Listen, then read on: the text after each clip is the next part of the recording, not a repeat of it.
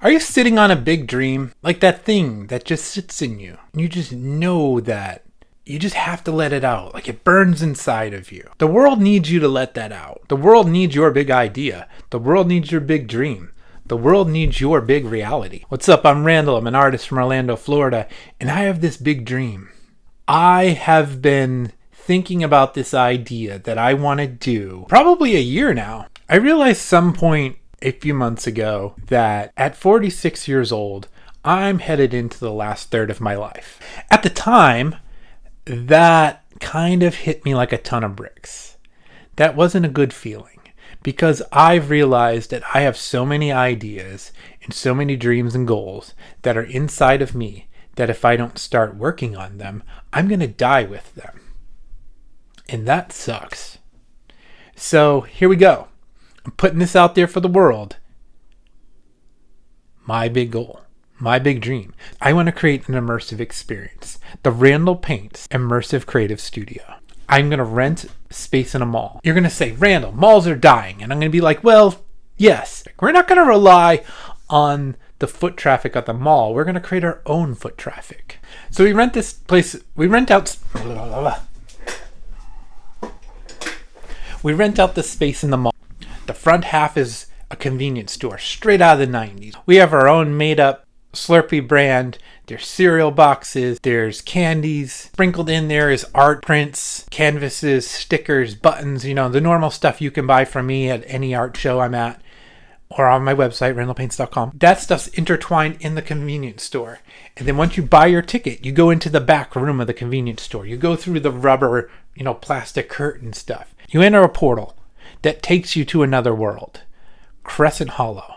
Crescent Hollow is the town that all of my artwork takes place in. It's the universe of Randall Paints. You see, I have 4 main characters. They're the 4 horsemen. A robot, Pumpkinhead, Plague Doctor, and a Grim Reaper. They come to Earth through this portal in Crescent Hollow. It's a crescent-shaped rift between universes that happens in this town, and it creates it's like a portal for them to come back and forth through. That's how the weird stuff that happens that I paint, like this alligator here, he can be alive due to the portal that opens up and supernatural things happen in this world now. The town builds off of it. It becomes a supernatural experience. And then over time, it becomes a kitschy tourist trap. They build a theme park there, Hollow World, and they start to capitalize on it. So as you enter this bodega, you go through the back room into the portal. Then you end up in the noodle forest, where we'll hang hundreds of pool noodles from the ceiling. As you work your way through the noodle forest, you enter Crescent Hollow. And you see what the town is doing for Halloween there. You go through the candy corn crypt, the jack-o'-lantern fountain, and then down Main Street if they're having a Halloween parade. We'll give kids bags and they can trick or treat. You exit out through the noodle forest again, and you end up in the milk cooler. You transition from the spiritual world back home. And are you changed forever? Did something come back with you? Was it all a dream? So this idea, this immersive section of this Halloween themed walkthrough. Christmas, it'll be a Christmas themed walkthrough. After Christmas, it could be a zoo. It could be you go on an adventure with famous explorer and you're in his library. He's got his trophies on the walls, his many leather bound books. I have many leather bound books. A leather couch, and you go with him on a journey to find fantastical creatures, jackalopes, T-Rexes.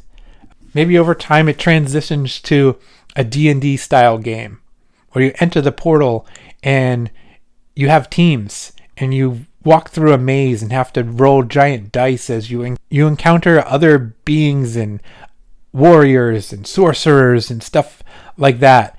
As you roll their dice and they'll have like a little spinner and you have to compete for the high number. Like there's so many things we can do in this space that every 2, 3 months, 4 months, depending on what's happening, the space could change into something completely new. Could bring in new artists, do new things. The back half would be a working studio. That's where I would film my YouTube videos, create my paintings, and create more characters, create new worlds, work on the next program. This idea has been keeping me up. This idea has been burning inside of me. And like I said, I came up with it about a year ago. I kind of just put it to bed.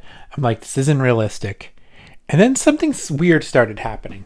And now my fiance and a friend of mine, they're both very woo-woo, right? And I always talk about how I see 1, 2, 3, 4 a lot on the clock, 12:34.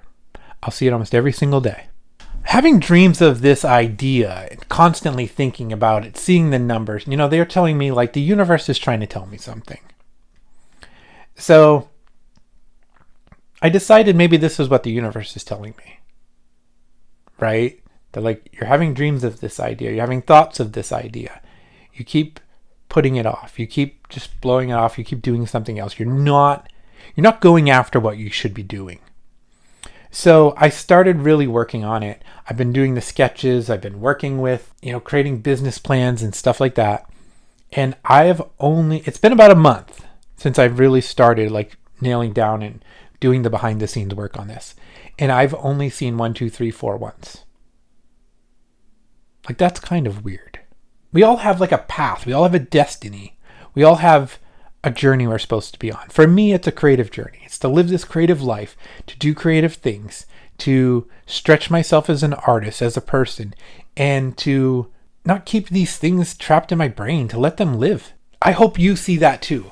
I want you to chase your dreams. I want you to get after it. And I think right now the world really needs us doing these things, especially for creatives. AI is here. It's going to take creative jobs. Think of like creative jobs that could just be wiped out by, you just need one person doing the prompts and some editing. And over time, it's going to just get better and better. Full disclosure, I use AI. I've used AI on this project. I don't write business plans. Even if I do, I don't have time. Like I'm a one-person band here. I can have AI, ChatGPT, write me a business plan that I can edit. It's done in a day. I use my time drawing concept art. The information for us to do big things with AI and using it correctly, using it the right way. Use it to do something you can't do because, right, I mean, let's just be honest. There was a time when somebody thought that Photoshop was the devil. You can't stop it. You can't stop. We're not going back to the horse and buggy, right? We have cars. You can't stop technology. You can't put it back in the box. Running from it is foolish. Now, there's ethical ways to use AI, I believe. I think if you're an artist and you're using AI to create your art and then you're selling it, I think that's unethical. No different than if you're a singer and you lip sync and somebody else sings your songs, right? What's those guys' name? Milli Vanilli? Right? It's unethical. But I think the time has come. I think the world is ready for us to do a bit of a switch. We need to switch. We need to get off the doom scroll. We need to get out in the universe. We need to do things.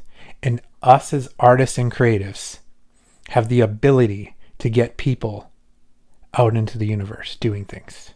Like there's gifts that the world has given us that it's time for us to do more. The world's so damn transactional, we can give more, we can do more. And right now, whatever we can do to spread hope, to spread joy, to spread, shine a light on things.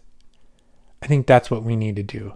And it's my goal to take my art and open it up bigger for the world, just to show a little bit more joy to the world. Show what you can do.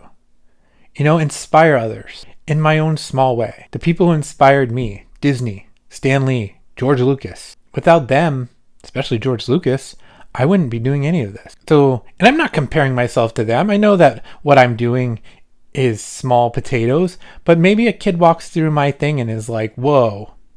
Like a good thing. My nephews draw. Why do you want to know why my nephews draw? Because Uncle Randy is an artist, right? So who's the next kid who walks through? Who just sees some cool characters and says, I want to create my own characters. And maybe that becomes the next Star Wars, or that becomes the next Spider-Man, or just gives the kid like a purpose, some happiness. And you can do that too. What's your big thing? Don't let your dreams die. Chase them. Get after it. Inspire others. Inspire yourself. So let's get out there. Let's use our creative rebellion to change the world. Change a community. change them all. Or to change one person. Change your mind. Change your pants. I don't know. Get out there. Go. Create.